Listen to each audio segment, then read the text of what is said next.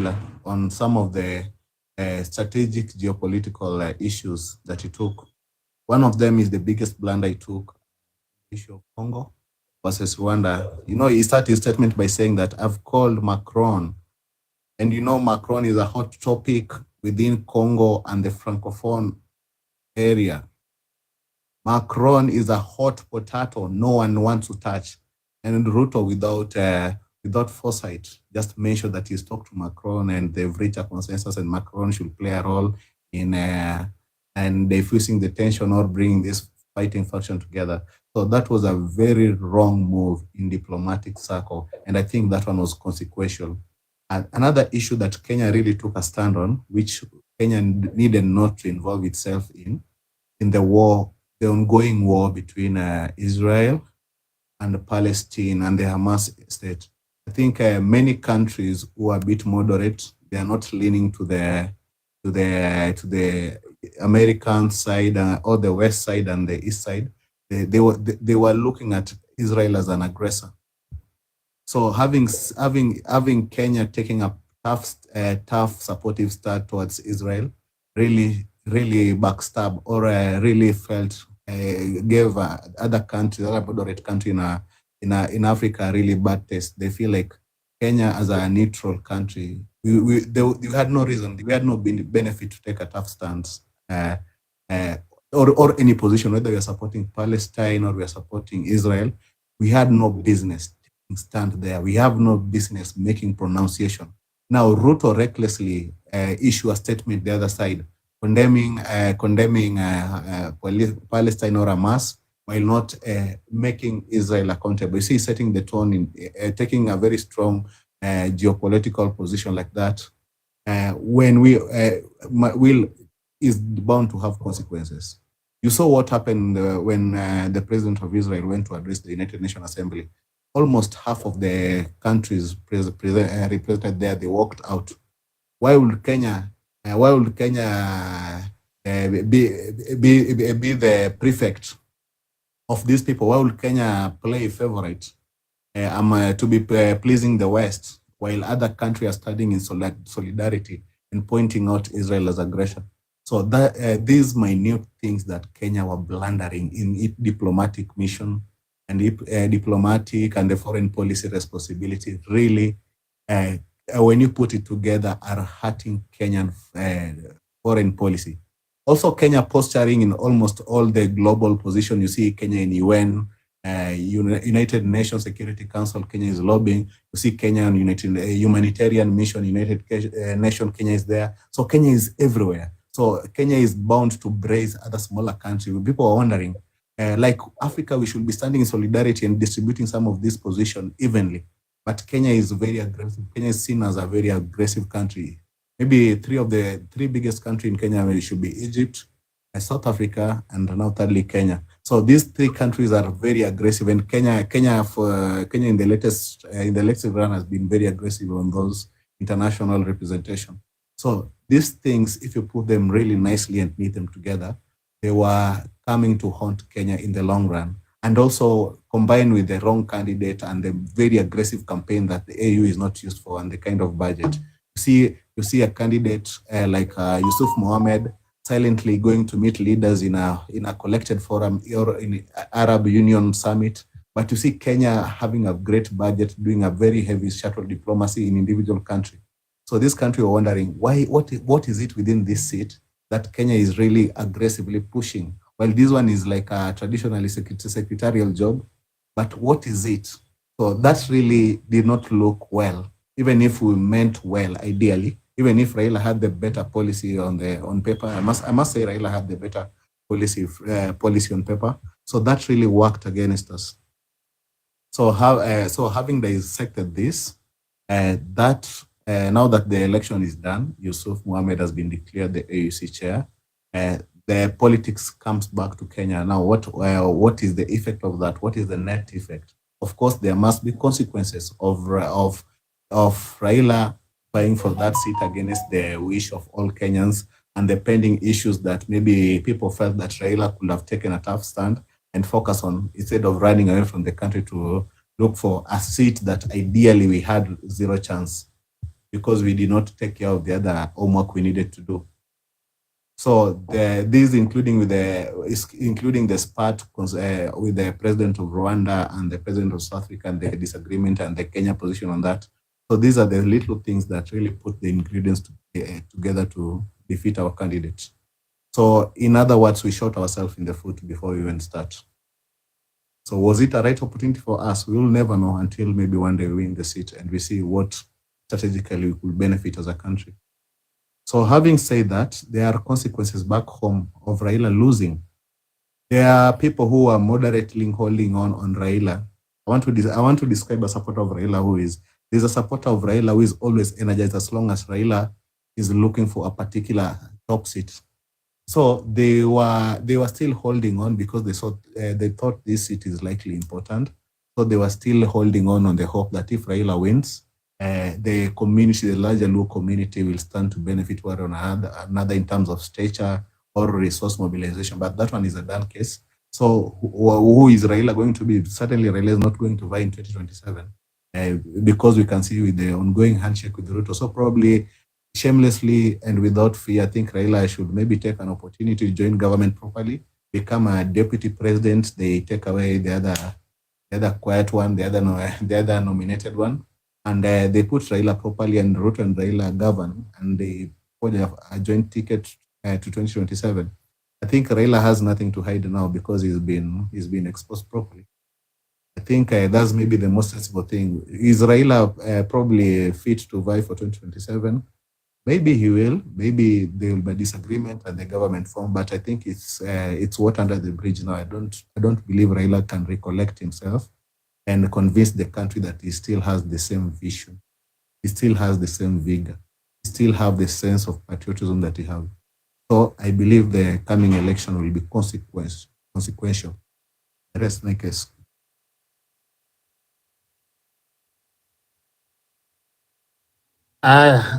Banya.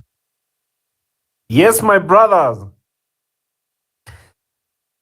Habari ya Dawak, habari ya kila mtu. Thank you very much, Dawak, for this opportunity. Hiyo maneno ya Raila, I'm of the opinion that as a patriot, that Raila was a good candidate for us because it would have come with its glory as a nation. But the problem was Ruto. Ruto needed this seat more than Raila needed it.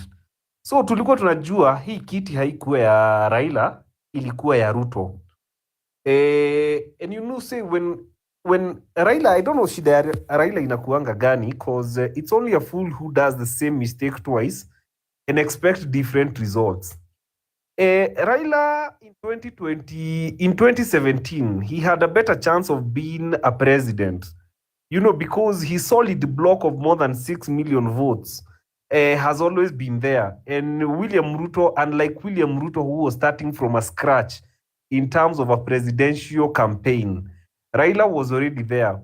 But by the virtue he worked with a very unpopular outgoing president, Uhuru Muigai, it costed him big time. That is one of the mistakes he did. Raila repeated the same mistake in June of 2024 when the Gen Zs cornered William Ruto because of the finance bill and the wrong trajectory the country was taking. It was the same Raila who decided to work with a becoming unpopular president, William Ruto, at the expense of the struggle and the blood of the young people, right? And so it's so unfortunate that Raila had to work with William Ruto through that process of AUC. The reason why the Gen Zs and a majority of people were against Raila losing that position, it is not because that they hate Raila.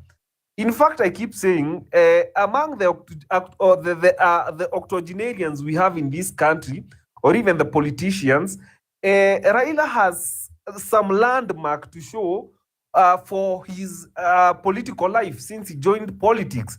We can say that he has partly played a major role in acquisition or acquiring the democracy on which we enjoy today. which William Ruto is taking away.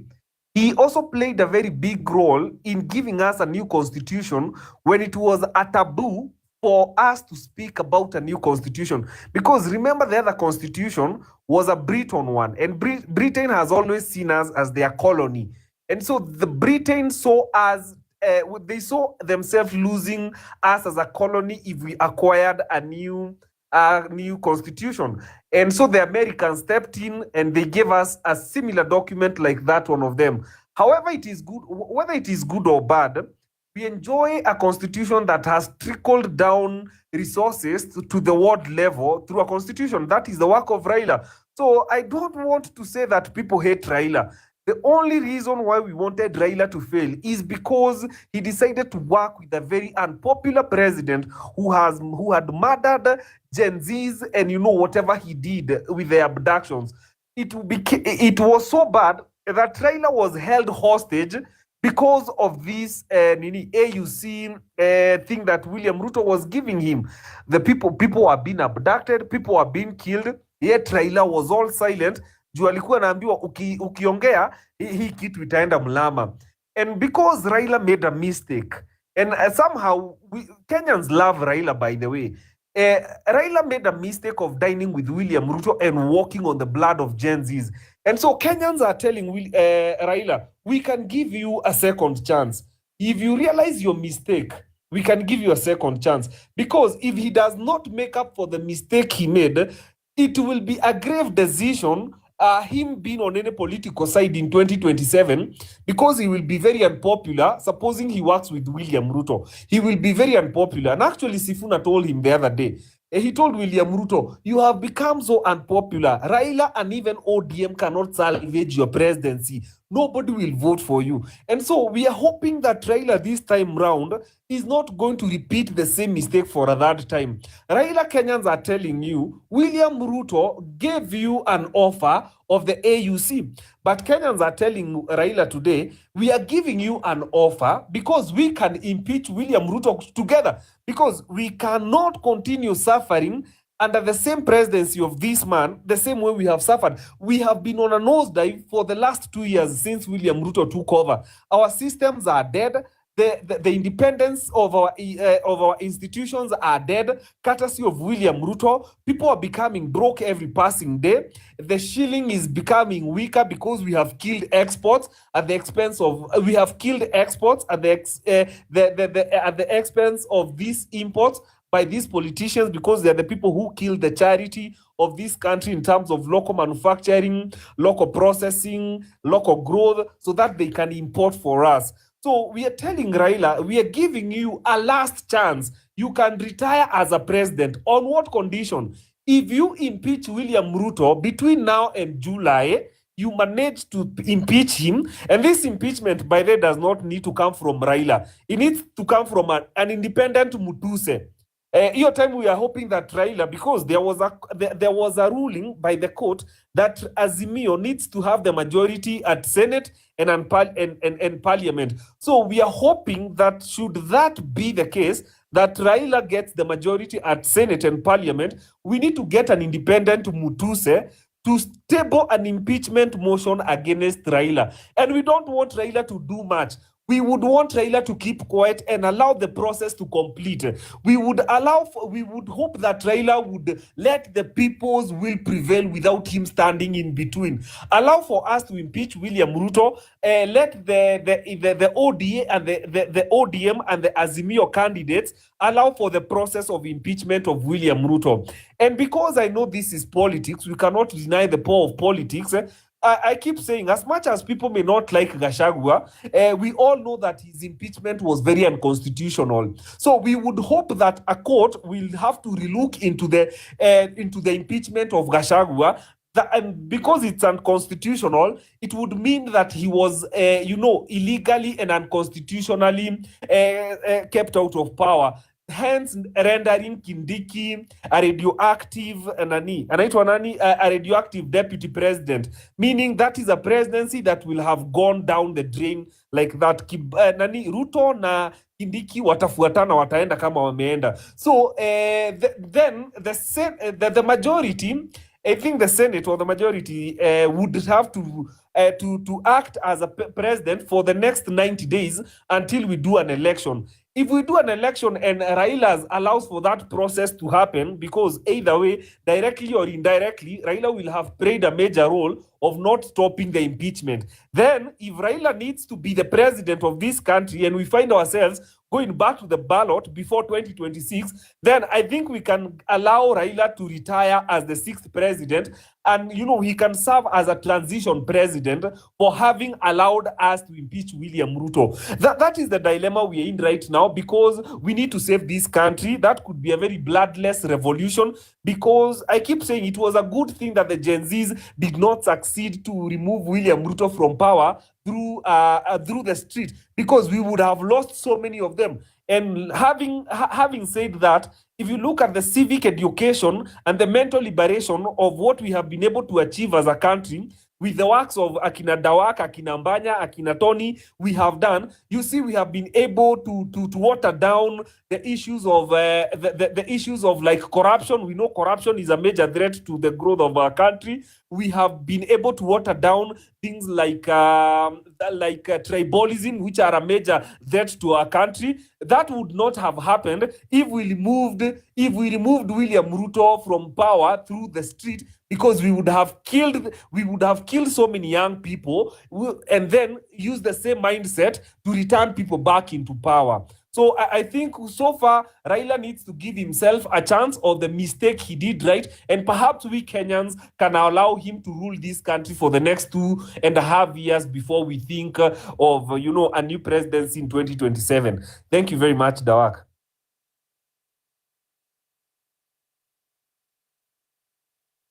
Thank you so much, Banya. Thank you. Hey.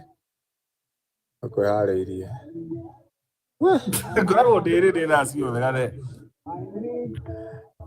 The IF, how are you? Karibu. Mambo. Poa sana.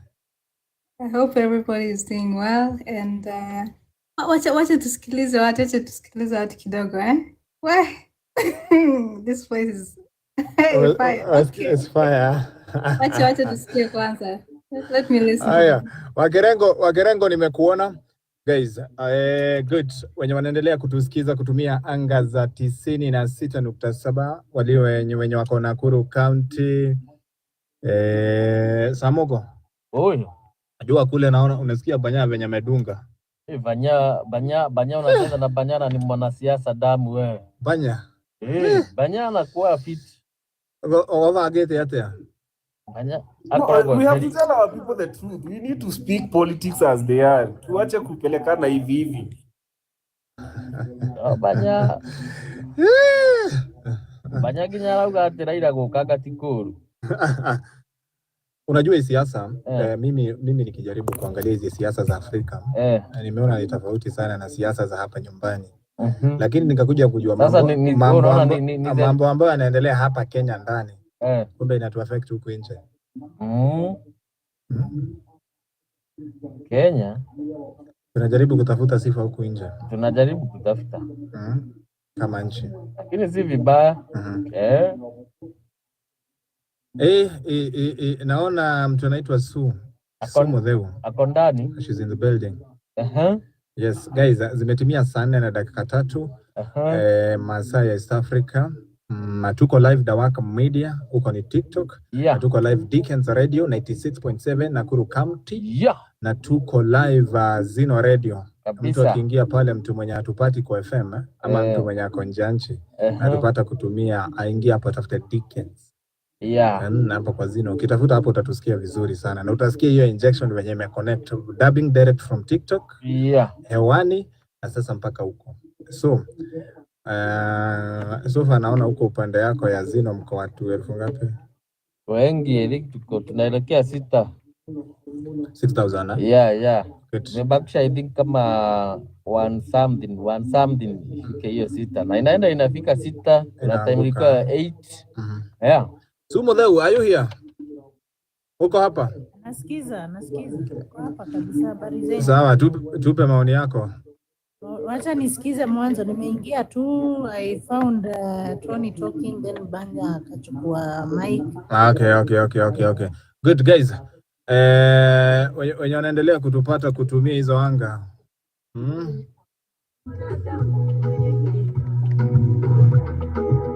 Imani kuja juu.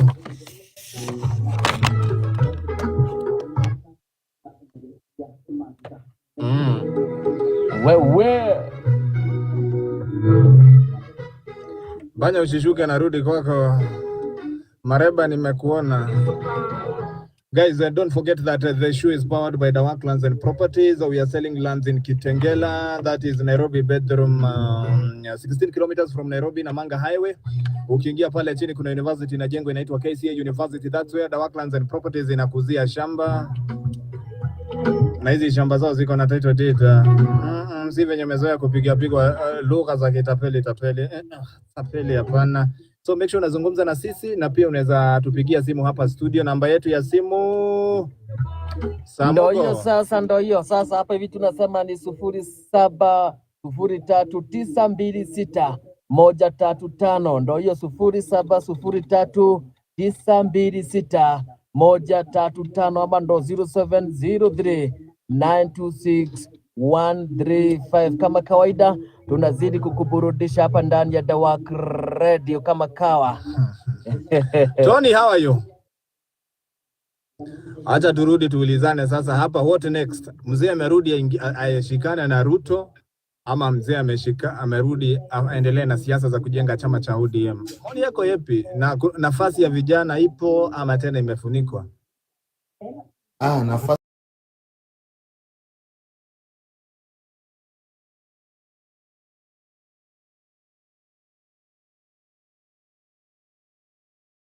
opportunity na pia kuna loss. I think this is an opportunity.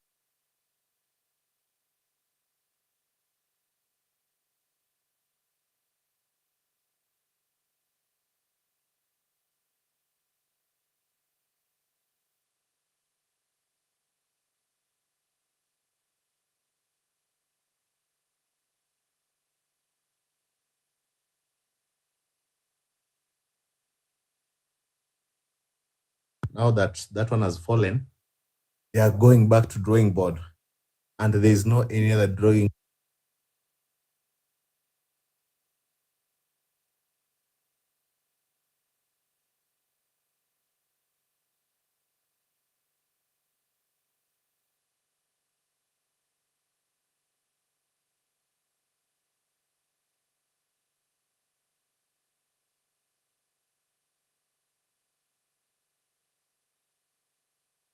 Check with Ruto.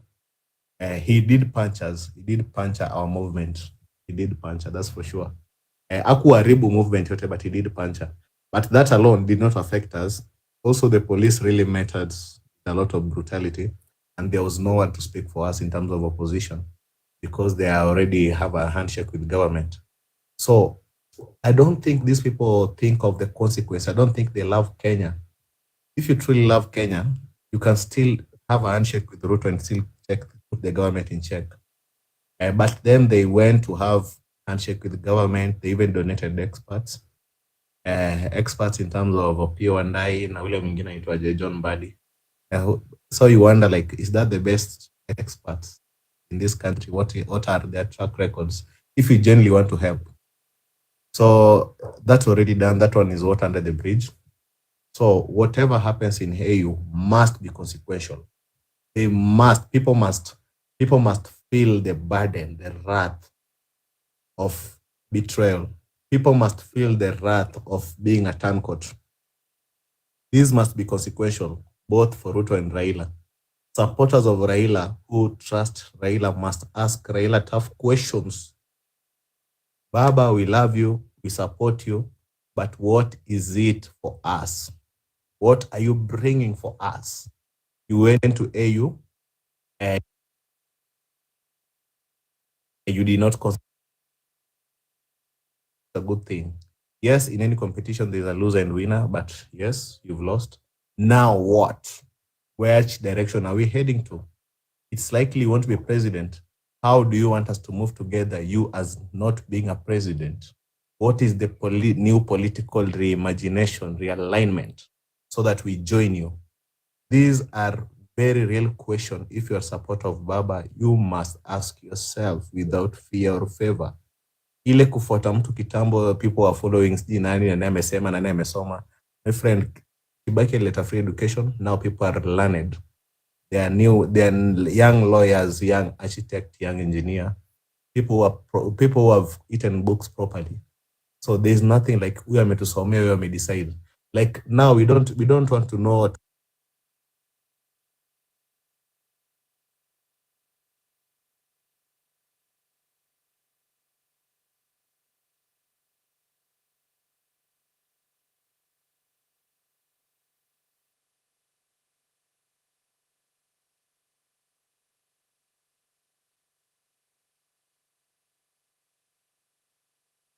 people have never voted for Baba. You see, that one is nonsense.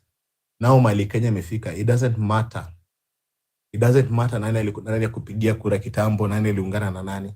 The landscape have changed. The moment Gen Z went in the street, tribeless, partyless, and leaderless, that one changed completely. That inamaanisha the new conversation we want to see from you is not about tribe, it's not about party. It's about vision. It's about character. What do you have in a country?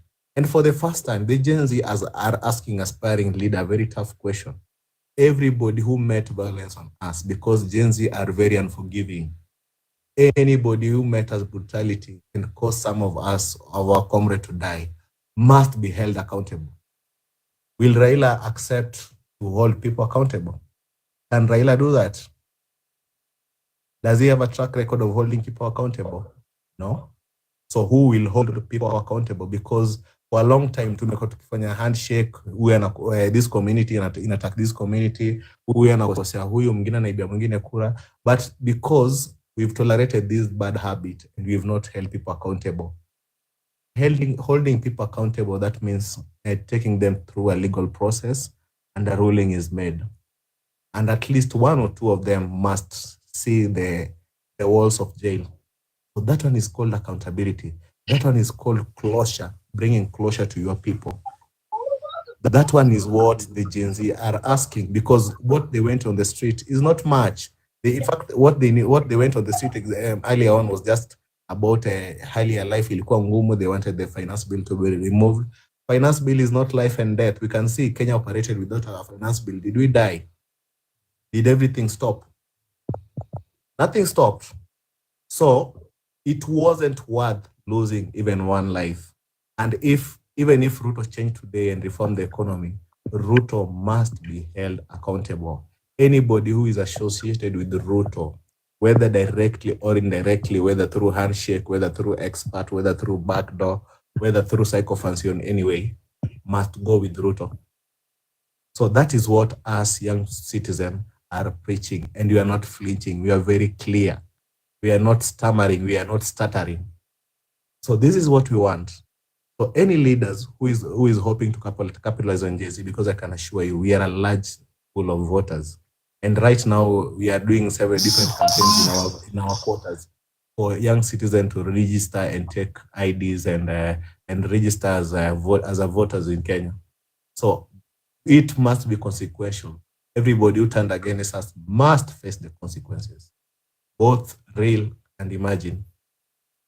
So that's all I can say concerning that also, Asante. Okay, can I say something? Me, I have a question. For those years, Raila has been trying to, amekuwa akitry kuvei for presidency, sasa amevei for that AU akupata. Nini inawafanya wenye wanampigia debe saa hii waone ati akivei for president ati saa hii anaweza pata in Kenya? Tuache kupea watu sympathy votes. Yeye aende tu nyumbani kuretire. Tumtaki. So wao wenye wanaanza kusema sijui aingie akuwe vice president, no. Raila tu aende nyumbani. Hakuna kitu ashaitufanyia maana. Dawaka tukusikii, it's like you are talking hatukupati vizuri.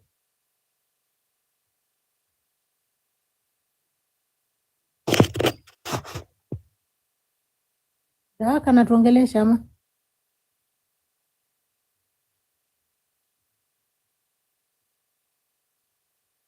back. You are muted. Oh, I'm also not able to hear the work. So, Banya, are you joining me on making Raila pay everybody who turned against Kenya? I don't think Raila deserves a second chance.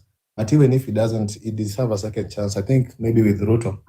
Me, I don't care if Raila joins Ruto and become a deputy president or a hybrid prime minister or a co-president. I don't give a shit. One thing I would like to say. Just a minute, Mbanya. Huyu mtu atakupeanga second chances mpaka lini? Ruto is the one in charge of government. He can decide to take Raila. There's nothing you can do about it. We cannot go hang ourselves. But now, as we have decided that even if Ruto retains Raila, we will take them home, all of them. Okay. Obare, kidogo anani before ingia wacha tusikie Obare. Good evening, everyone. Good evening, and uhakikishe ujue uko live on radio, so ushaelewa, twende kazi. What we want to follow the rule of law. No matter who become the president, we want the rule to be followed. Whether you are executive, whether you are the minor, we want rule to be followed. The law, we have the best law in the world, but no one is following the law. Right from the voters, we are the one who are voting these guys. So why are we not following laws? Why are people corrupt? Why are people, why are not people following the law? A lot of allowances for the big fish. These guys, they campaign to be the servant. Once they go to the office, they change the goalpost. Now they become the masters. They increase the allowances, sitting allowances, traveling allowances, medical allowances. Then they throw the high taxes to the common man. Now we are the ones suffering. So we want people to follow the law. We don't care who become the president. We want lean president. That is my point. Thank you. Obare, which rules are we following? Which laws? These people are not even following laws themselves. You can't expect a civilization to follow the law when the people who are civilizing and the people who are in the regime are not following the law. We are just doing what they are doing. The police don't follow the law. The courts don't follow the law. Nothing follows the law. So you can't say kila mtu follow the law unless tuchague watu wanajua kufuata law sasa. Sasa tunaongea. But right now, hawa wote wamekuwa in power, hakuna mtu follow the law. Come on, tuache kudanganyana. Na hii kusema ati Raila, sijui hata tunamwongeleshea ya nini, to be fair. We really need to move right on. What are we doing next? How are we getting this guy out? Hiyo ndio main question hapa. Juu huyu akiwa tusaidii to move on. Mimi nasema tusifungwe macho. Laws hizo vitu zote follow, hata sisi hatufollow. Wameua watu wetu wengi, hakuna follow amefollow. Hata hawajachunguza ni nini ili happen. Watoto wanapotea mashule zinachomwa, vitu za ujinga na hakuna mtu anafollow law. Si CID, si investigators, si polisi. Come on now. You can't say we follow the rule. What wrong? Nobody follows it. This is the country we have. This is the country we have, yes. So what we want is a better regime because we know there can be better regime. I agree with you. And as much as I'm a dreamer and a person who dreams of a great country, I'm also of a realist. I like talking about real numbers and realness. If you're talking of 2027, William Ruto's eyes are fixed on 2027, and there are mechanisms he's putting in place to make sure that 2027 happens his way. So how do we stop William Ruto from having his way in 2027? We don't have to wait for 2027. Are we ready to go back to the streets? Are we ready for a bloody revolution? Are we ready to go back? No, I don't think we are ready to go for that. But we are ready to use the law to impeach William Ruto. We have a right to impeach William Ruto even before 2027. We can do that as soon as yesterday, as soon as tomorrow. We need a Motuse to do that. For us to be able to do that, we need someone like Raila.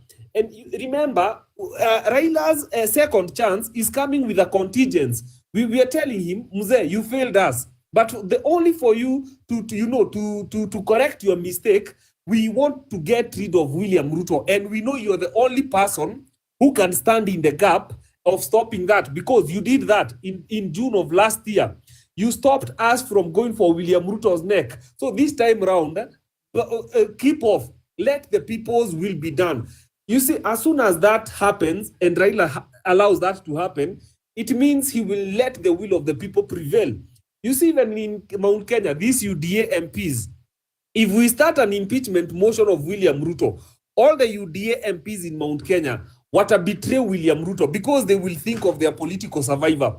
Raila will tell his people, this time around, we are going to do the right thing. The people want William Ruto out. We assist the people to getting William Ruto out. So giving Raila a second chance is coming with a contingency that you allow for the will of the people to prevail. What is the will of the people? We don't have to wait for 2027 for William Ruto to steal votes. We don't have to wait for 2027 for William Ruto, who is continually denying the young people IDs. We don't have to wait for William Ruto to, atoe watu wote Somalia, awalete Kenya so that they can vote for him.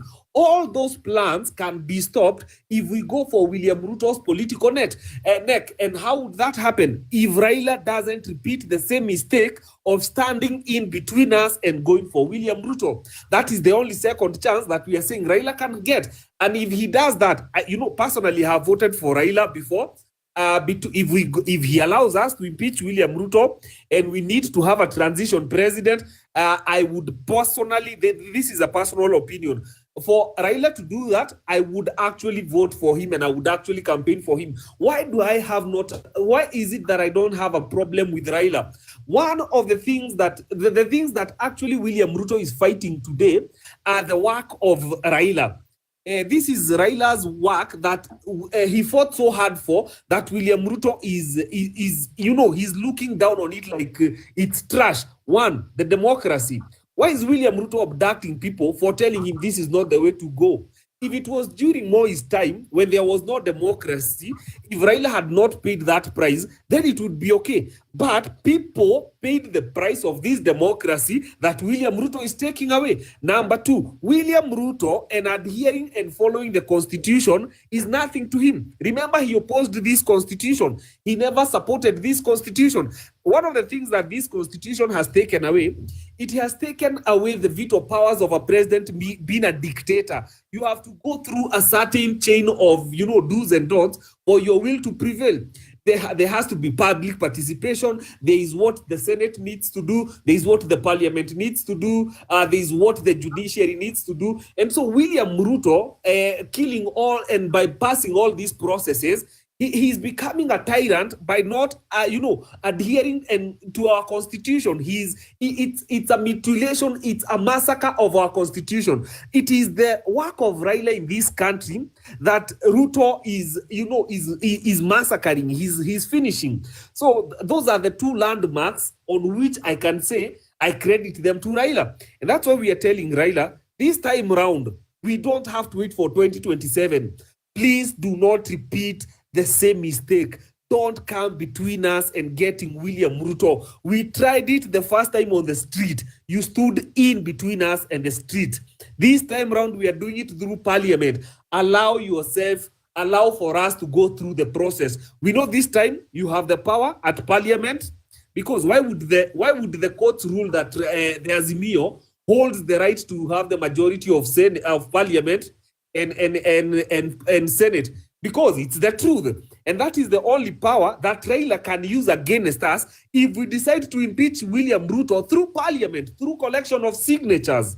And if Raila would allow us for that to do that, then I have no problem with voting for Raila to, for a transition government. Na sisi tukue tumemaliza history ya nini ya debunking all these shenanigans that we found ourselves in. And I did a video during the day and I said the Kikuyus and the Luos are always on the far opposite of each other. That is tribalism that was planted in this country.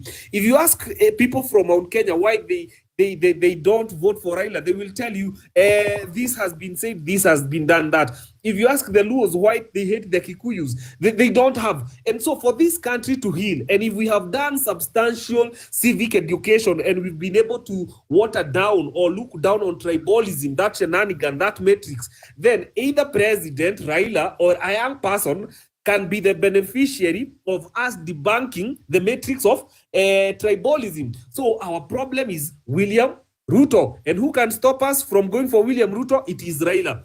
Not what he did with the Gen Zs, but what he can do in parliament. So we are asking Raila, because it's going to happen soon. The impeachment motion will come and it will happen. And by the way, Raila has 2.5 years to decide whether he wants to be unpopular, continue working with a very unpopular president, or he wants to forge his own way forward as Raila and with the people. Every time Raila has worked with the people, he has won. But every time he works with unpopular leaders, he loses. So does he make a decision to sacrifice ODM and sacrifice himself for William Ruto to live politically?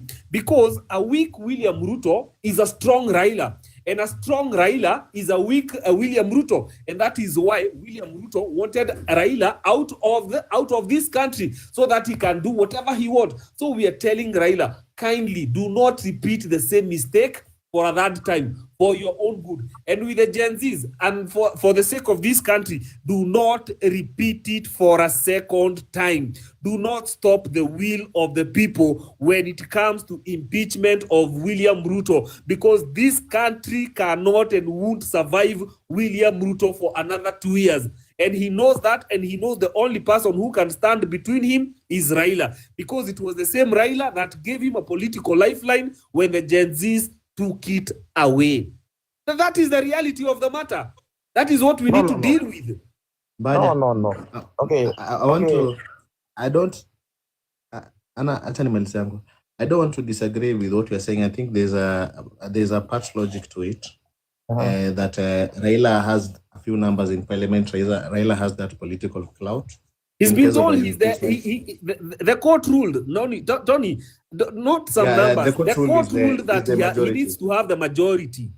Yeah. Now, but me, I'm speaking from analyzing. If you read Miguna book on peeling back the mask, I think it's the person who is coming, who've come closely to profile who Raila is as an individual, before we go to him as a person or as a leader of a movement or as a national figure. So Raila has had, if you are keen, even if you love Raila, maybe he was the better candidates of all the other candidates that were there before, but Raila has a lot of false starts. And I highly doubt, I don't see motivation, I don't see reason, I highly doubt seeing Raila hand maybe turning 360 degrees and taking Ruto head on. Because most of the confrontation Raila has with the previous regime are about after election, a bit of up and down, negotiation kidogo, a handshake here and there, relief, playing a bit tough, then the next election that. Because we've finished a cycle of election, we are also done with AO. I'm not seeing a very patriotic Raila coming forward and confronting Ruto. I'm not seeing that one, unless a miracle happen. Because he doesn't have that. He doesn't have with that one within his backbone. Of course, he's a strong leader, but I think Raila made a permanent deal with Ruto. Who knows? Maybe Ruto has something on Raila's neck. We'll never know. We'll never know, because some of the decisions that you see Raila taking, you see the worst one. If you want to know that Raila is not likely to change, what was the need of Raila defending a Adani deal? Like, I can give you example, even Raila after AU, a very good and sober leader after losing an AU will just go, come home, keep quiet, look at the people, look at the feedback. The feedback will say that majority of Kenyans do not want you to compete in that seat on the first place.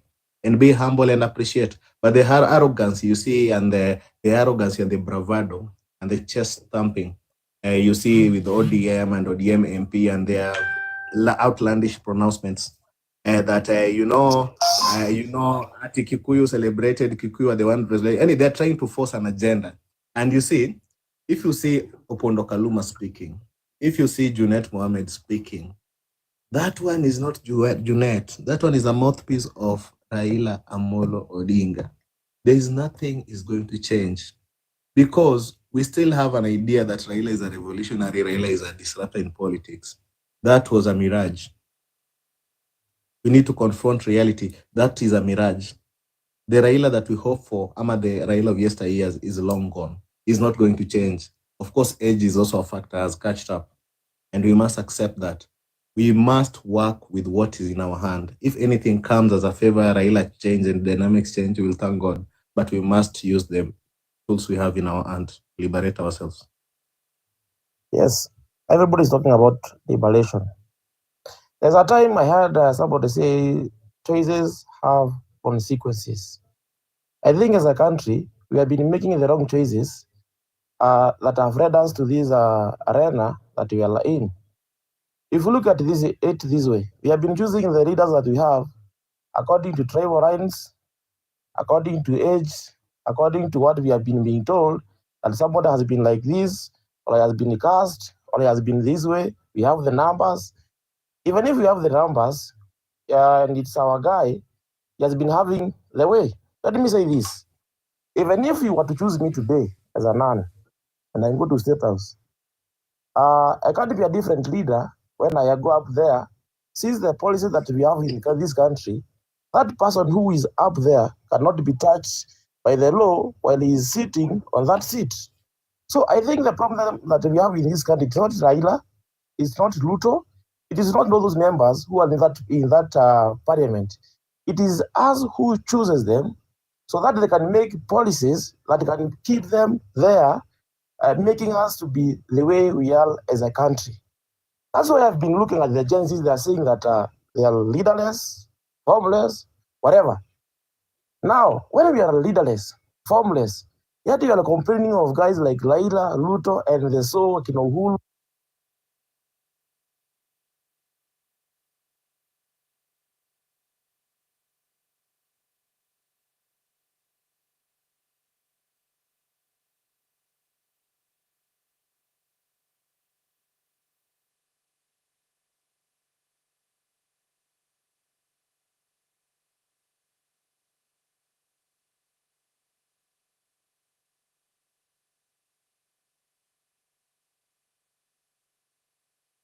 These guys in a constitutional way, so that we can remove them from power, and then we make good policies that can make somebody when he gets in power, so that he can serve the people who have chosen him or who have kept him in that place. So my thought was, we as the people of the country called Kenya, we are the problem. We are the problem. And first, you are the problem. Second, you are the problem. And third, you are not the problem. If you can pull the curtains of these guys down, if you can say tomorrow, we are not going to do this anymore, or we are not going to bear this anymore, without waiting for Raila, without waiting for anybody else to come and do it for us. Like the other countries that have done it, and we have seen their presidents running away, and they start doing reforms, and their countries have grown to where we are hearing the newses and whatever, what they are reporting. If that can happen in this country, I think that country can reform from where it is. Now, the biggest problem is when Raila calls for demonstrations, the other tribes come out and say, those guys are foolish, they are following our leader, they are following somebody so and so, they are following somebody so. Now, when Raila comes down, they start shouting, hey, Raila has been silent, he has been bought, he has been taken to see you and where. If we can remove those kind of thinking or thoughts and we come together as a Katakati without thinking, these are Luo, these are Kikuyu, I think, for my opinion, without saying much, we can have a better country than this one. So if we want to transform this country, can we have a leader, we as Gen Zs, first?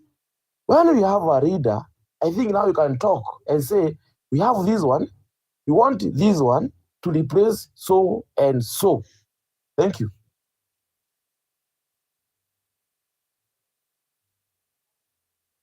To my reaction.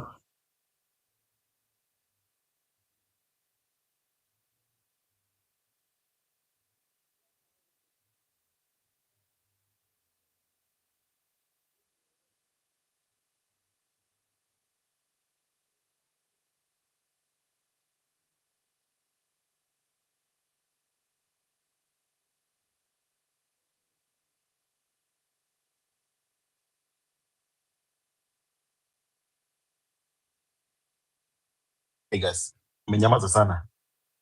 Wapo. Okay, can I speak? Okay, hii unaweza ongea basi. Hii unaweza ongea. Hello? So first I would want to, in my submission, I would like to try give a bit of information to the last speaker, I think anaitwa Anana. So I would like to say this, that we do not have a problem of, good policies in Kenya. If you look at our penal code, if you look at our constitution, because that is the guiding document in Kenya, it's a supreme law. If you go to our universities and see the research that has been done, and you look at the Act of Parliament, you go to ministries and see the policies that have been passed, you realize that first, we've got very good brains. 2, we've got very good policies. 3, we've got very good laws, except maybe a few, of course, there are a few bad laws. And then all over that, you find the 2010 Constitution, which was fought for about 20 years, is a very good guiding document. In fact, it is so good that it begins from the preamble, the part that says that all power belongs to the people of Kenya, to the other part that says that anybody who governs this country must govern it in accordance with the law and this constitution. And they must, that even when the judges or anybody who is ruling this country must abide by the spirit of the constitution. So you will realize that we have got very good policies. We've got very good laws. And if you want to look at chapter 6 of the constitution that talks about the integrity, you will realize that it raises the integrity bar very high, very high. In fact, I would say the only person who cannot be prosecuted in Kenya when they are in office is the president. That's the only person who enjoys immunity. The rest of them, from the deputy president down there, including not the commander in chief, but the commander of the armed forces, all of them under the law and the constitution. And even the president can be impeached constitutionally, so they can be removed. And the constitution and the law gives a lot of power to the people. But what the problem with this country is what I would call moral corruption. We have a very moral society that erects very immoral and corrupted people. And there's no way you're going to, I keep saying this, that there is no way you're going to hire a hyena or a wild dog to look after your livestock. And then sit back and say, well, I expect to have a thriving, what word should I use there? That I intend to have a thriving herd. You know, every time that hyena you take out your sheep or your goats to the field, you know, it will go eat a couple of them, invite its cousins, and by the end of the day, 5 or 10 you'll be missing. So, you know, we constantly keep erecting crocodiles, we constantly keep erecting hyenas, we constantly keep erecting wild dogs, and then we sit back and start complaining that they are eating our wanyama, our livestock. It's like we expect them when they go up there, we expect them to change. You know, a leopard will always be a leopard, a hyena will always be a hyena, a wild dog will always be a leopard. I mean, a wild dog will always be a wild dog, and a crocodile will always be a crocodile, even if it cries what we call the crocodile tears. So as long as we keep making those terrible mistakes and praising and giving a pass to our corrupt political leaders and saying, hapana, huyo si mtu mbaya sana, by the way, you know, nobody is perfect, you know, wacha tumchague aende ajijenge, wacha tumchague aende atuimbie pesa. You know, as long as we keep doing that, there's no way, because here is the thing, and I want you to look at this, look at why we have a problem getting the IG to account. The problem is not the law, because the IG is summoned in court, and then they keep, you know, delaying no, the judge, you give an order. Look at this. Who was it? Was it Kinoti who was actually sentenced to 6 months in prison? Was that guy ever arrested?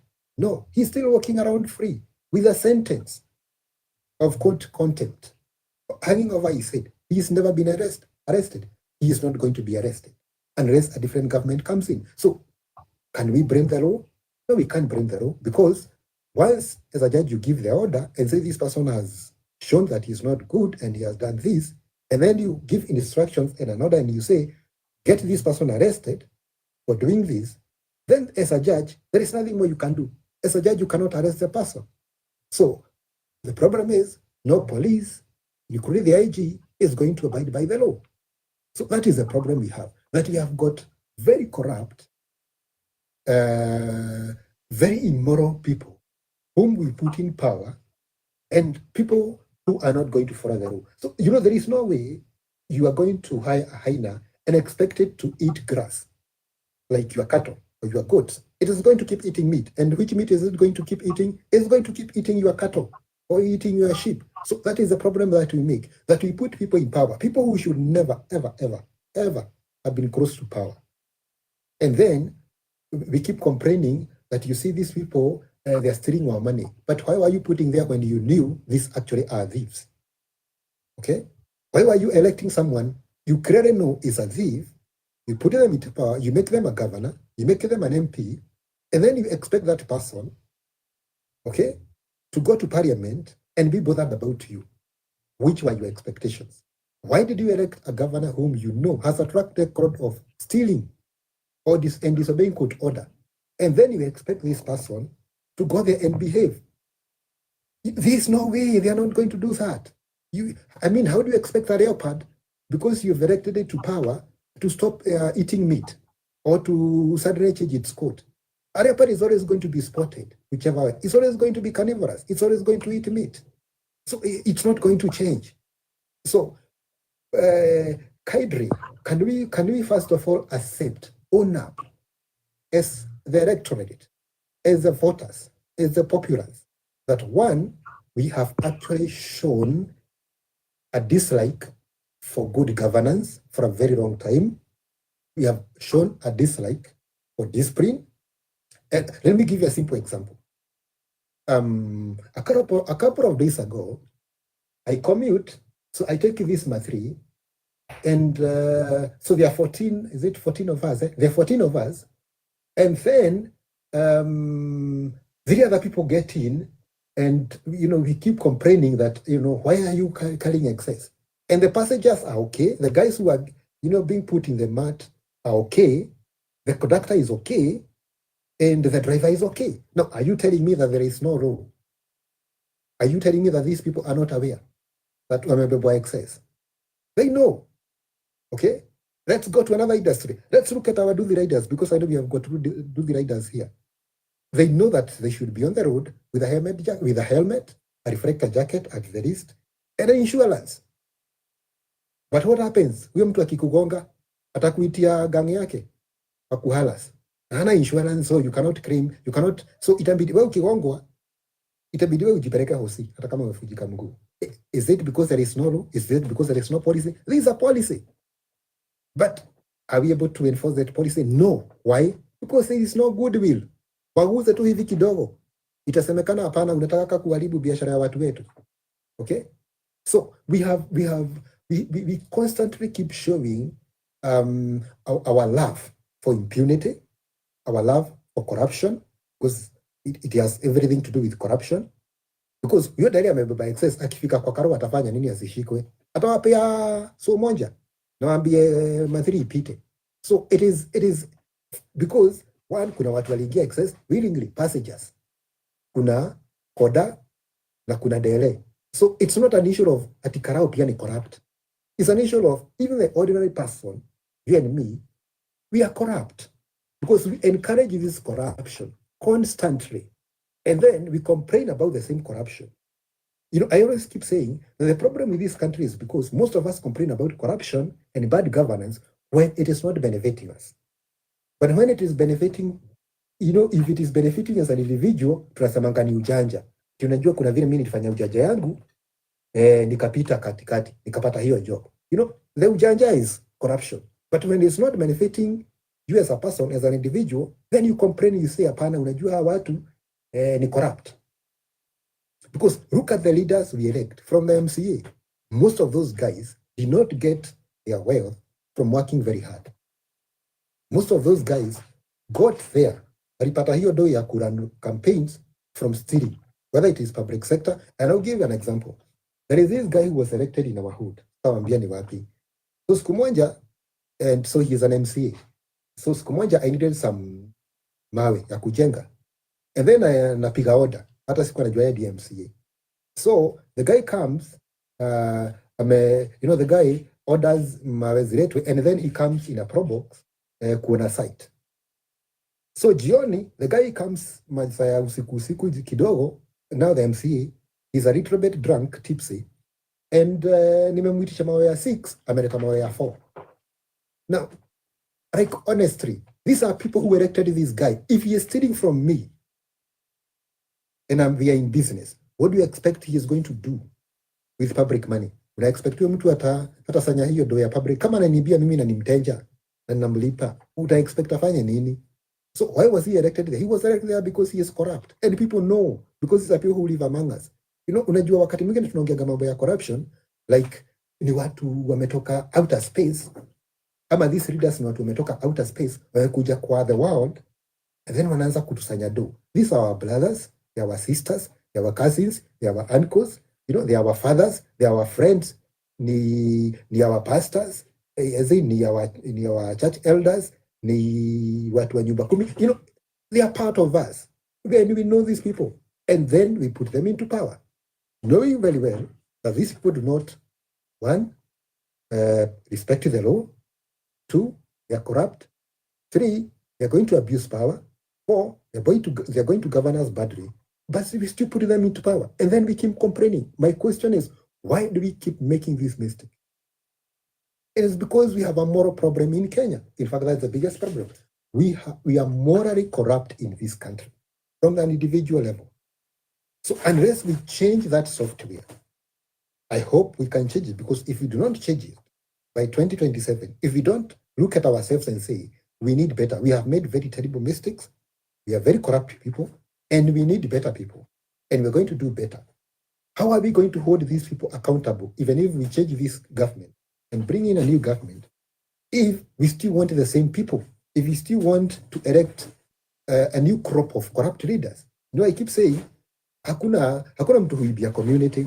People steal for themselves, for their stomachs, for their families, wife, children, their side chicks, and their side whatever, and their small clique of friends. So nobody is going to steal for you as a community. They're only going to steal for themselves and their close family friends. So I want to yes. I want to agree with you, yeah.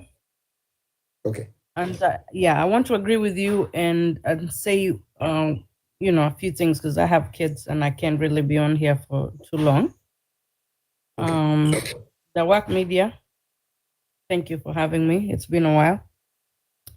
So they say, there's a saying that says you attract who you are, or you are what you eat. Almost the same thing.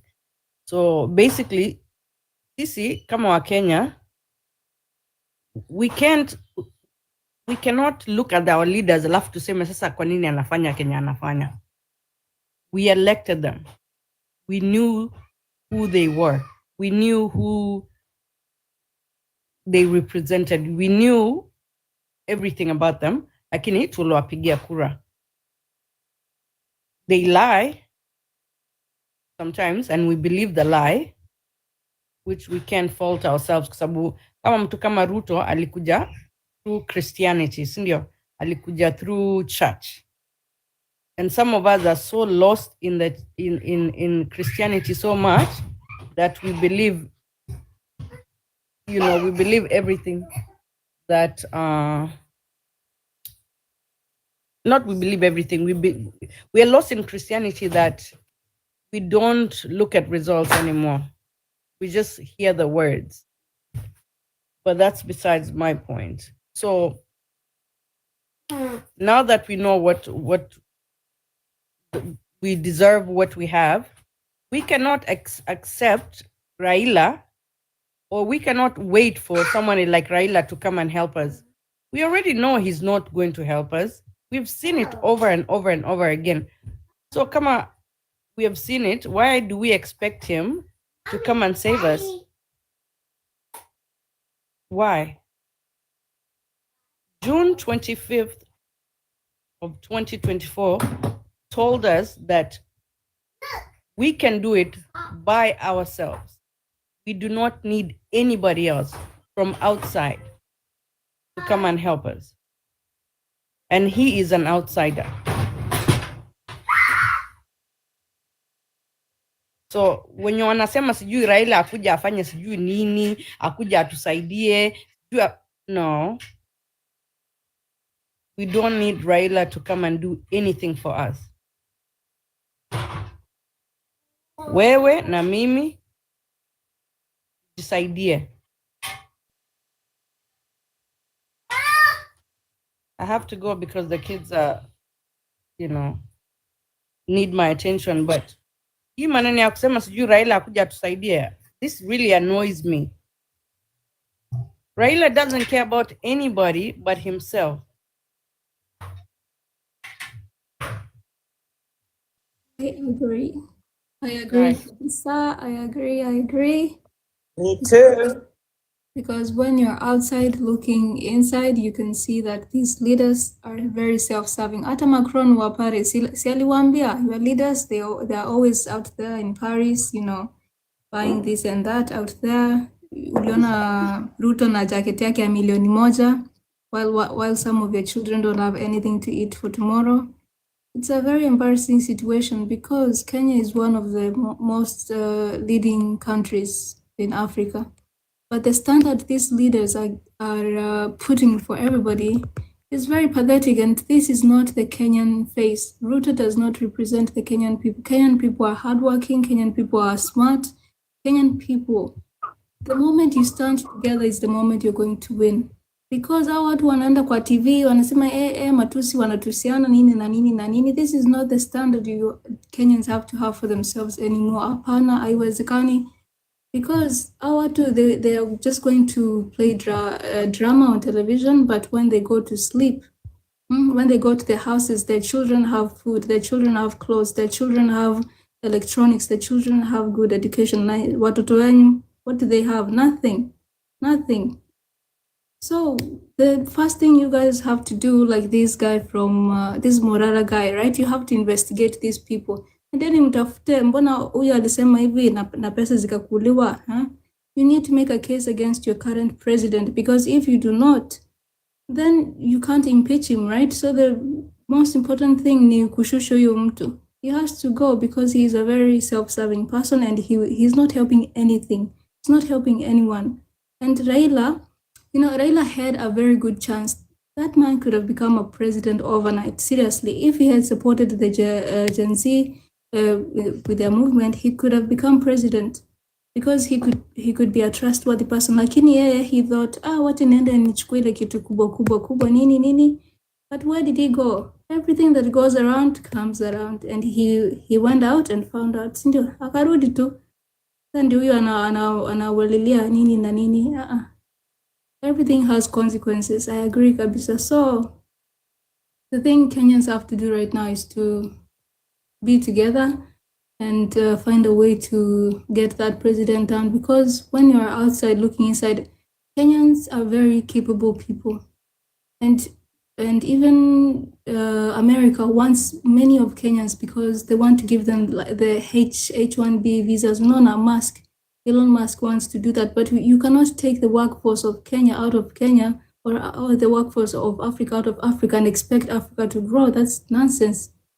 And why should we, why should we go around like we don't have a home when we have a home?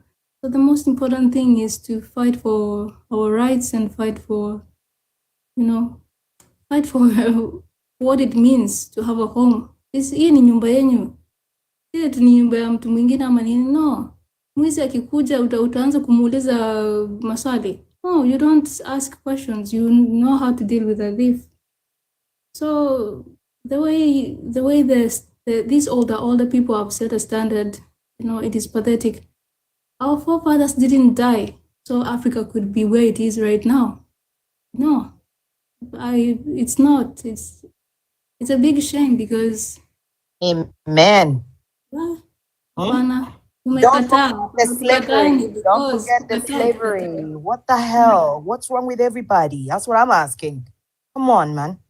We all need to join together. Not to pendani. That's the other thing. The only thing I agree with you, the if, and I definitely agree with you, Celeste.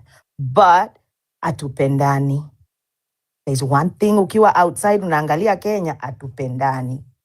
Na sijui ni nini atupendani. I don't know why. Mi napenda wa Kenya wetu. If I meet a Kenyan somewhere, I'm very excited to meet a Kenyan and ask some question. Where are you from? Da, da, da, da. What are you doing here? Da, da. But then when you get to Kenya, it's a whole different story. I lived in Kenya. I moved. I packed up my bags and I was fed up with this. And I said, no, I'm going back. But let me tell you, you ever faced racism the other way around, but from your own people? That's what they give us when we land there. Because they think we are better than them. And I'm not acting any better than them. I came to live in the villages with you guys. I don't understand. Tupendane tu. It's not that hard. And the more you look out for your brother, the more we look out for each other. Ni kama watu wanaadaptiwa. Imagine mtu anaadaptiwa katikati ya barabara and nobody is around to be able to even jump in and say, come on, stop this. Go live then. Go live. Everybody goes live. All these phones, you've got, everybody's got a gadget. Go live then. If you see that shit happening in your face, click on live and go straight live. Ita watu. We look out for each other. That's how we need to be. And the minute they see that shift happen, believe me, all these people will start running scared. And Raila, I agree. He's not here to help us. And we shouldn't be asking him for help anyway. He's done enough. Come on, guys. Let him retire in peace. But I would like to see what his next move is going to be, because his actions are going to make sure whether he retires as a great man or one of them that we just put on the bin and shut the bin off and move on. Ndugu na madada, that's very true. I mean, the one thing I wanted to mention before I take off, because nimekuwa nikiwasikiza hapa leo na mmesema mambo muhimu sana. We have gotten down, we've talked about what happened last weekend in the EU, what we predicted what's going to happen going forward. We've talked about problems that we have within our government and in our society with corruption and mistrust and just overall lack of proper citizenship. Uzalendo umeisha. Mimi nimekuwa nikiingia kwa hizi live kila mara na nikiongea na watu hapa na kuwa nikirudi kwa point moja. Nawaambia kwamba mimi kulingana na nimepiga hesabu na nikaangalia Kenya, and my background is in behavioral science and economics. Na shida yetu ukiangalia inarudi kwa kitu moja. Our systems are broken. Our systems are broken.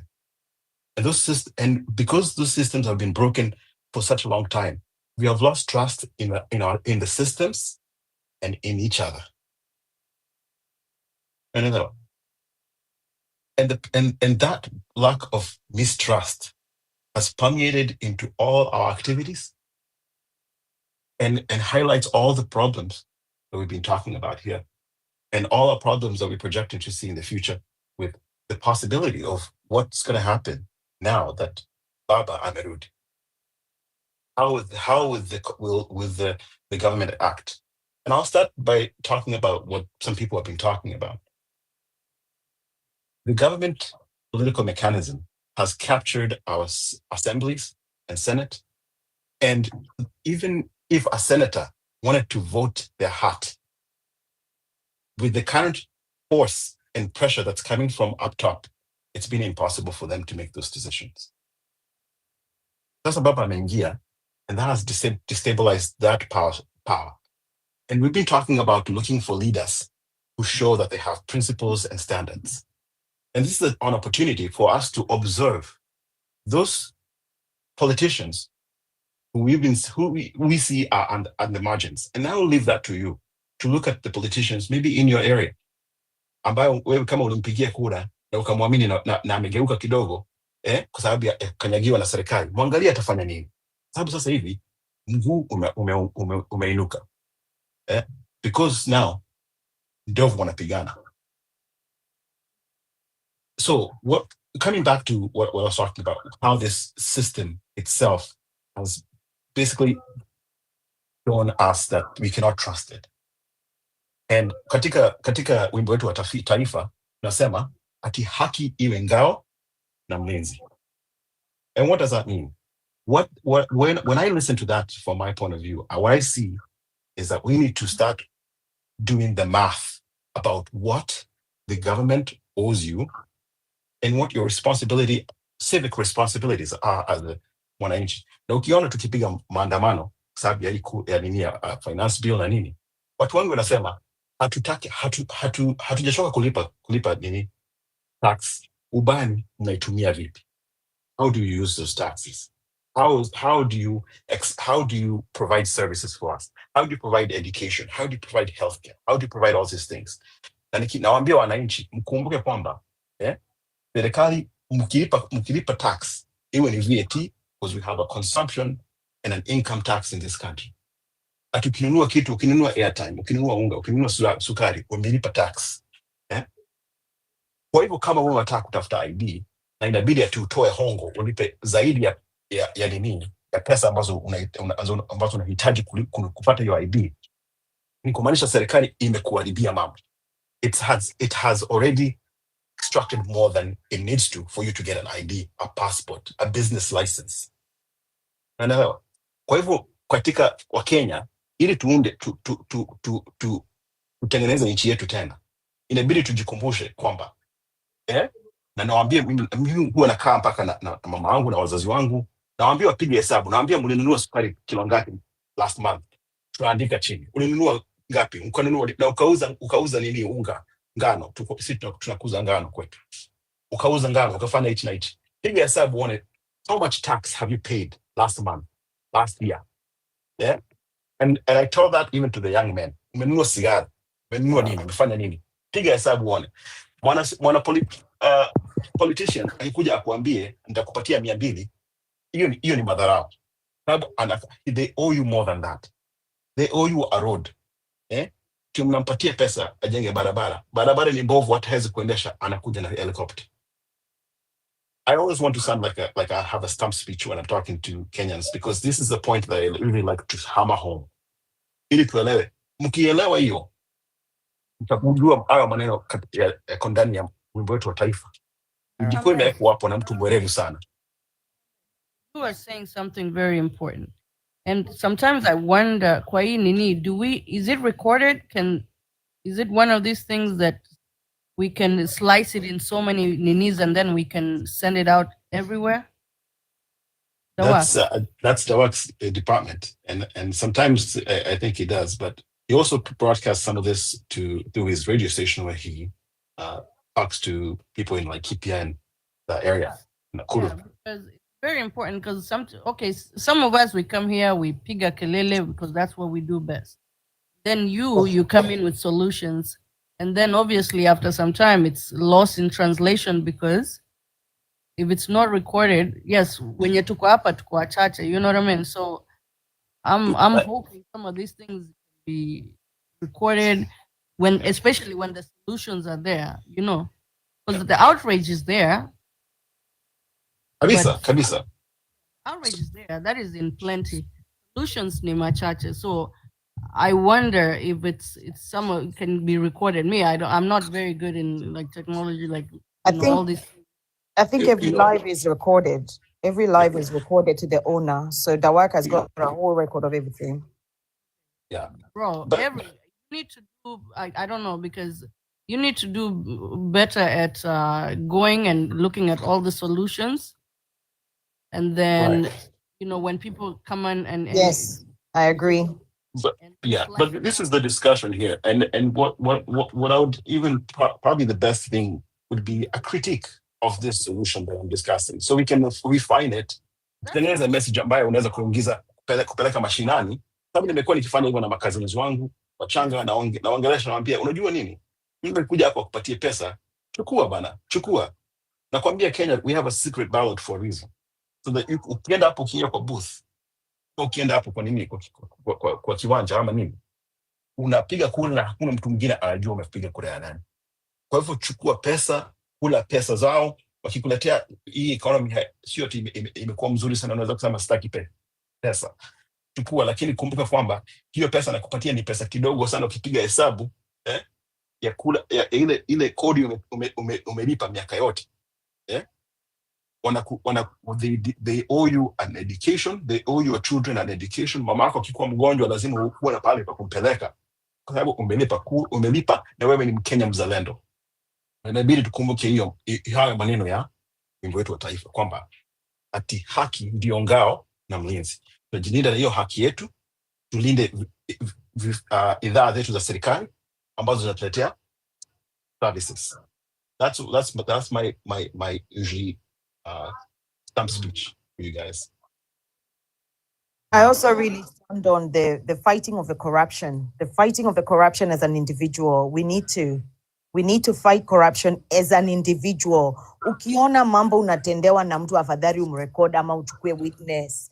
Let's try and find a solution. How do we deal with everyday corruption? Like, okay, sema, a good example, I'll give myself as an example. I have a bar I'm opening and I've been harassed by the local chief and the number kumi.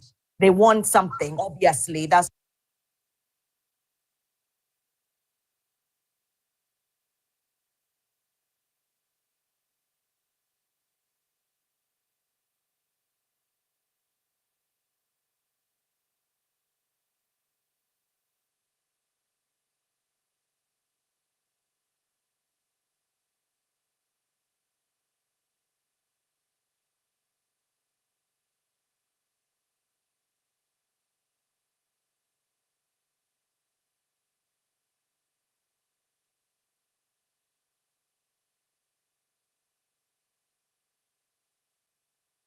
nikawambia wikeungana au watu ndio wanaenda wanaambia polisi, guess what, huyu Asante ndio anasema hivi na hivi na hivi, unakujiwa tena.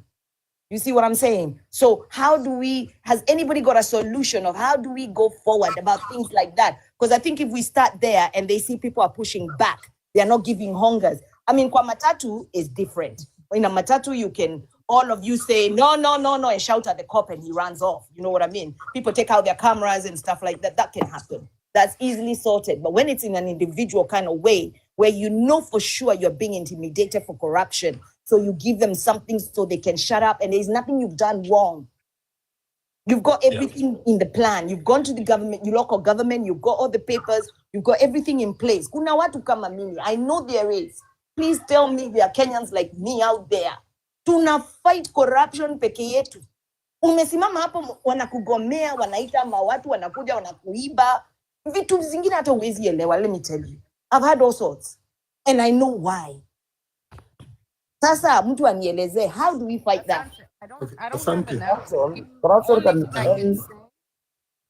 Corruption can end very easily. That's why I was saying there are several loopholes that are making our leaders, first of all, they bribe us to elections. They come and they say, nimepena milioni 2, milioni 3, petia vijana.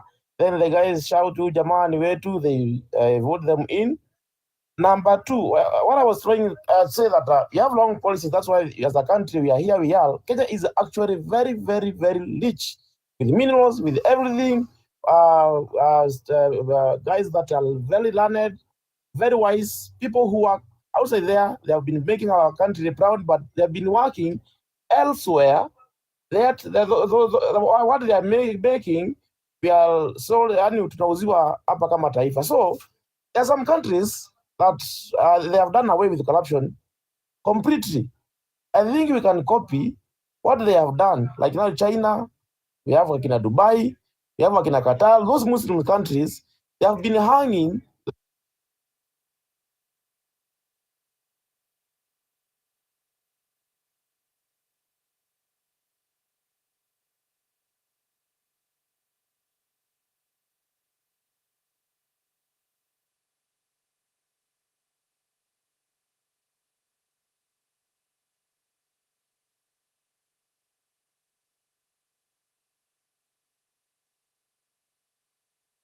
Thing in first is everybody to come up and say, this one was asking for a bribe. Then the laws, the courts that we have in Kenya, they can speed up these things, whereby it's 1 week, you're done, hanged, then that's done. Somebody else is put there, who knows what he's going to do. Fear is going to make everybody to do what is supposed to be done. Number two, service delivery is what I think always has been the problem that is making people or guys everywhere in Kenya to maybe some corruption. Now, if they can speed up the service deliveries, I don't think there's anybody who will even wish to give a token or anything so that it can be done something. So I think if we can copy what other countries that have rotted away with corruption individuals and what they are doing without looking at us, what we call humanity. Humanity is human light. I have a light. I can give money. Like now, look at the case of Waitito. He had a case juicy. He refused. Now he's waiting in court to give some money. Then he comes out of the ass, started boycotting everywhere, telling guys have been mischieved. They are telling lies about me. Then the guys will start saying, hey, mutu wetu. Then that case will go for another 5 years. When we elect a new government, that guy will come and pardon him. So I think as a country, those loopholes, as these guys are using, it's about law enforcement. If we can find a body that can enforce that, enforce it without looking who is who, I think we can move at a very high speed as a country. That's why I'm saying law enforcement agencies. I saw that the other day, they elected Maraga. I was so hopeful about Maraga doing something in the EACC. I'm not seeing him done any much. Mimi sijasikia mtu amewekwa ndani ama those big fishes wamewekwa mahali. All they are doing ni kuwashana tu, wewe ile umekula ni mingi ni hata kidogo hapo, hata mimi nianje kidogo, then the country moves on. Lakini kama tunaweza chukua hatua hii ya Waislamu, by the way, sometimes those Muslim brothers, we take them wrongly, but when you look at their countries, they have done so much infrastructure. They are changing actually the world. Everybody is going there, kusifu those countries, saying they have done so much infrastructure. They have good roads. The security is so tight there. Why? Because the policies in their country and enforcement is what is making those countries to drive very well, to end things like corruption and the bad.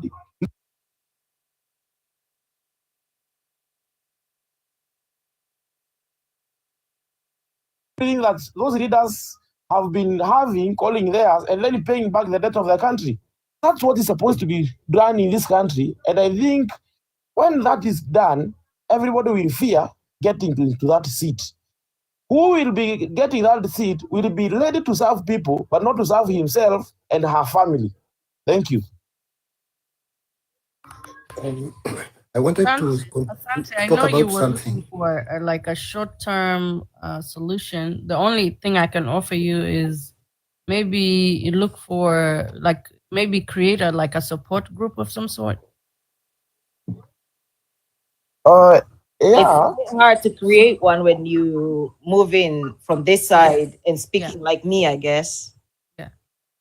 I mean, you can always try. And as you can hear, I speak more now. Naongea Kiswahili mingi sasa, you know, and I changanya it with my Kikuyu. Pole tu. Just that's the only solution I was trying to give, and good luck. I think if you try that, and you'll be surprised. Maybe you'll find people that will. I mean, I've got a group of one, but she's in a different location, a little further from me. But yeah, I see what you're saying. That would definitely work.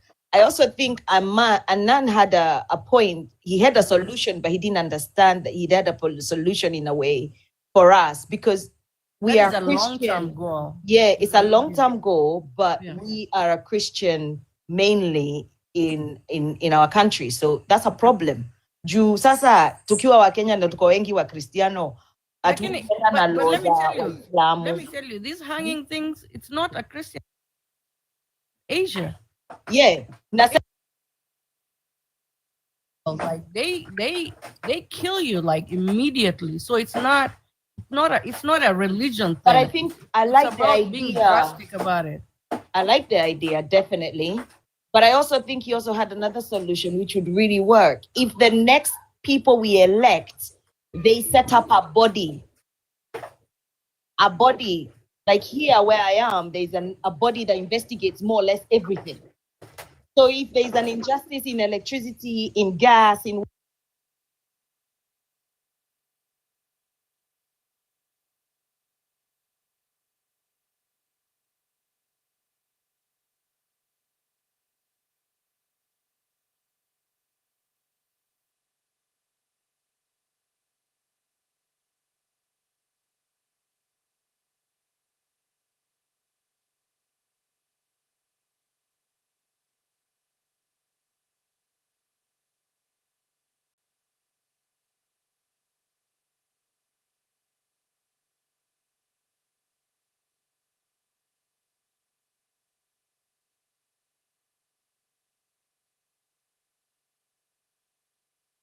Kenye inaendelea today, the religion, our religion yenye iko Kenya, it has support corruption in manners unbelievable. Even the Islamic side, most of the leaders from Islamic side wamekuwa very corrupt, hata wamesema mambo ya dini. Lakini sisi wenyewe, sisi as a Gen Z group, as a millennial, we have the solution on our hands, but hatutaki kuitumia. Sisi wote tumeingiza baridi, because the moment the government started analyzing Kenyans, kila mtu aliingiza baridi kwa tumbo. But to be honest, everybody has a solution. Na kama hii solution hatuwezi tumia saa hii, mimi nakwambia vizazi vyetu, vilembe kweze, they are going to suffer. Na kama hivyo ndio watu wanaona, hivyo itaendelea. Whatever happened even in the AU, the SADC knew, walikuwa wanajua nini inaendelea Kenya, nini imekuwa ikiendelea between Museveni, Raila, Ruto, Kagame, what they have been stealing from Congo, the cult ikiletwa Kenya. People Africa wako na macho wamekuwa kiona. So for us to jitetee saa hii like most of the African countries, they are moving away from Kenya. Now the only solution for us is to make these people pay everything, and we have the simplest solution. But since I tried to make a solution, we are moving to the long way. Barabara zingine zenye hata hazieleweki, sijui maombi itafanya kazi, sijui tupatiane muda, na sisi wenyewe tumekona solution kwa mkono. These people, when they merge, mnakwambia 2027, Ruto is going to come back, and is coming back very strong. Na hakuna kitu nafanya. Thank you. Wow. That's a good point. It's a good point. Hello. How are you? How are you doing, guys? Nimekuwa nikisikiza hizi story za Raila kuanguka kule AU, and I have my 2 cent contribution to this. I think this was pre-planned, ilikuwa ni kitu imeplaniwa kutoka kitambo. Kasongo knew very well that Raila is not gonna pass, he's not gonna go anywhere, and it played exactly how he wanted it. So vile nimeona watu celebrate the fall of Raila, for me, I had a different opinion. Me, kwangu nilikuwa nataka Raila apite kule AU. Unfortunately, he did not. And this is the reason why. Kasongo now will bring Raila home, and they will have what we call coalition government. Remember, easy seat, sa PSs, CSs, sote, they are not filled up. Hasijapeanwa. And most of those seats now will go to the ODM fraternity. It's gonna go to the ODM, Raila's ODM. Sasa Raila na Kasongo, this is their time to eat. And because they have following behind them who are saying it is time to punish those who elected Kasongo in the first place, it's gonna be ugly, it's gonna be so bad. But then our hope and only hope, and I'll say this, our hope and only hope is the Gen Zs. The young people, they are the only hope we have to redeem our country back. Because huyu Raila akona following kubwa sana. And hii following yake, watu watamfuata. They are saying we are waiting for Baba to give us direction. That is what they are waiting for. So my point is this. Kuna video niliona, and I don't know how legitimate it was, or it was a recent video. Ati kule Uhuru Park, we had some young people with the flags there waving and saying, we are waiting for Baba. We are waiting for Baba to come home to give us direction. So, kama hiyo ni ukweli, what people want to see, and this is my point, we want to see young people start coming out with this movement, with, like they don't have any leader. They should not wait for Raila to give direction, because he will not. He will implement Kasongo's plans to the letter. Na atakuja hapa, ataanza kudanganya agencies. Musiogope tafadhali, because the only hope we have, the only hope this country have is the agencies. Manake Raila wataungana na Kasongo, na Kasongo will be campaigned to come back in 2027 by Raila Odinga na watu wengine ambao wataingia serikali. Sasa watakula hii Kenya wamalize kabisa. I'm telling you. So you guys, do not fear, do not fall back, continue doing whatever you are doing, because our hope and the hopes of Kenyans are on you people sahi. Sasa ile kitu itabaki ni nyinyi mjiorganize, bring a very strong candidate ambaye atapigana na his system. If you bring a weak person, it's gonna be bad, because we're gonna cry, all of us, men and women and children, in 2027. Like this captain, the way captain said, it's gonna be so bad for the generations to come. Manake watakula hii Kenya yote watamaliza. Sijui tutaenda wapi na visasi wetu. We don't know where we shall go. So you guys, I want to encourage you, I want to tell you, there's hope in you. So don't fret. Usiogope, endeleeni. And that is my 2 cent contribution. Thank you very much, Mr. Locksmith. Na unajua kwanza umetaja kitu cha muhimu ni kwamba unajua this movement is called the Gen Z movement, not by accident. Na hii ni kitu nikisema kila mara nikiwa hapa. This movement, it's a global demographic shift. Ni kwamba hii pressure hawezi kuitoa. Last year mliona ilipoboka in June. Na sio kwa sababu ni accident. It's because kuna 75% ya Wakenya wako chini ya miaka 40. Average age ya Kenya sasa hivi miaka 19. By 2050, our population that's ambao wako ndani ya biashara na kazi itakuwa imedouble. Ni kumaanisha kwamba serikali zetu lazima zitengeneze idhaa za serikali ambazo zinatupatia makazi, elimu, hospitali, security and all those things. And so the reason I'm saying that ni kuwakumbusha kwamba hii movement yetu, it is inevitable. Hata ukiketi chini, unajua ile kiwanja ya ndege, kijana wa mashinani ambaye alikuwa ametoka huko mashinani ndio alipigania, was the face of this movement. So even if you don't stand up, watu watasimama, lakini tutakuacha nyuma. Kwa hivyo tafadhali simameni, na ili tusije tukarudi nyuma kama venye Ibrahim amesema. I have a suggestion. What if mahali mtu anaishi, kila mtu ambaye is a young person waanze kujiunga kwa vikundi?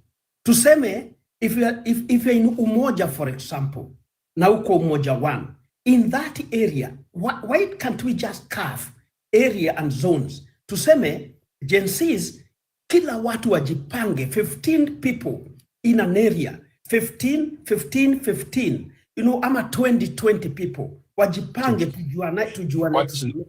Wacha nikwambie, tumeshaanza kufanya hivyo. We already have a movement, it's called the Fagia Water, and we've already been putting people together based on where their counties are to drive voter registration, to drive civic education, because like I said, those numbers, kwa sababu Gen Z tumesema sisi hatuna kabila, hatuna nini ubaguzi, tunataka tu mambo ya maendeleo. Na hiyo mambo tukifanya, tukizungumza hivyo, ukiongea hivyo, the next election, if we register just 80% of the Gen Z vote, we can change this country. I support you 100%. We can do that. Locksmith, that group exists. Definitely. I can attest to Harambe. I am a member. I have paid my membership. It's a great group. We talk politics. We talk everything. I did Iko. contribute too. Hata mimi. Kuja to join. We are all together.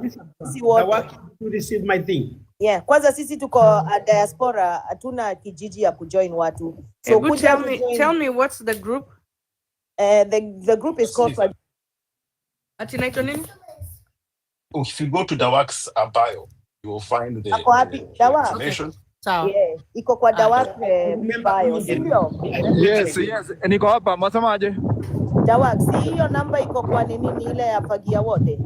Yes. Watu wa join hapo. In fact, hata we urging people. Watu wa join tuanze kupeleka hizi makesi za corruption kotini. Outside, atujui kitu ilikuwa inaendelea. I just joined Dawak's group just by error 1 minute. I was flicking through. Nikapata wakiongelelea, nika-join straight. Hata sikufikiria mara mbili. I joined straight away. 200 shillings. $2. €2. Naona hapo kuna watu kama 23 wanatutazama sasa hivi. Yeah, if anybody's diaspora, come join us. We talk politics. There's no beef. There's no nonsense hapo. Tunaongea zile zinaendelea. Matokeo ya leo. You'll be surprised on what happens. Everybody watches different news. It's amazing. Seriously, come join us. Okay. I'll be there. Actually, it is my mistake because I remember telling the work not to add me to the group. But I think I should now. I will join the diaspora group.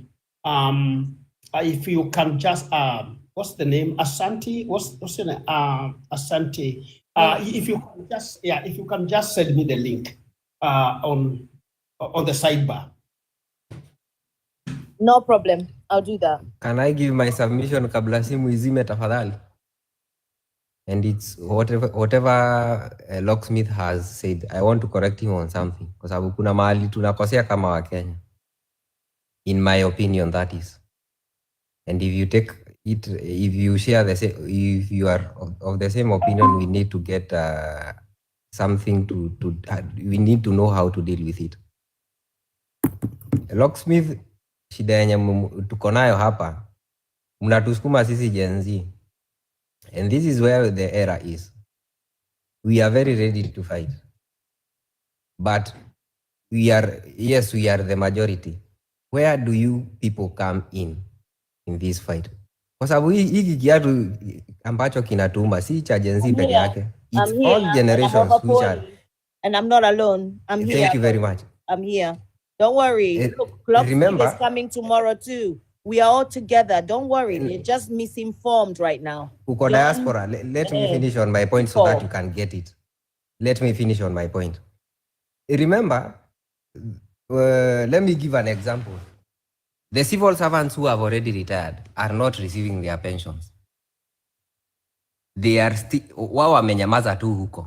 Wao wanatuangalia. Let me give you the